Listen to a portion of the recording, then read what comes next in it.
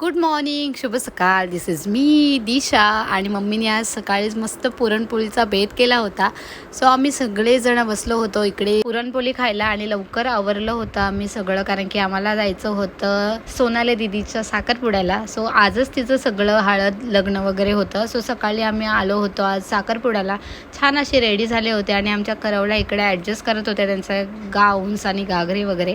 इकडे येऊन बघते तर नवरीचे ऑलरेडी पूजन चालू होतं आणि मी मस्त कॉन्सन्ट्रेट करत होते ज्यूसवर, कारण की खूप जास्त गरमी आहे आणि बऱ्याच दिवसानंतर एवढी फॅमिली एकत्र भेटली होती. गप्पा गोष्टी करत छान असं जेवण घेतलं आणि नंतर लगेचच हळदीचा कार्यक्रम सुरू झाला होता आणि नवरी आमची पटकन रेडी होऊन आली होती, कारण की टाईम नव्हता एवढा. आणि ह्या आमच्या दोन्ही क्यूटीज मस्त करवल्या रेडी झाल्या होत्या. सगळ्यांनी हळद लावून घेतली आणि मी पण दिदीला हळद लावून घेतली आणि लगेच निघालो होतो घरी यायला, कारण की अजिबात टाईम न घालवता आम्ही आलो होतो घरी. फ्रेश वगैरे झाले, मस्त रेडी झाले आणि नंतर नवरी पण आमची खूप छान दिसत होती. सो तिच्याबरोबर पण फोटो काढले आणि नंतर लग्न वगैरे लागलं आणि आम्ही सगळे इकडे बसलो होतो नवरीचा वेट करत, कारण की तिचा नेक्स्ट लुक आम्हाला बघायचा होता.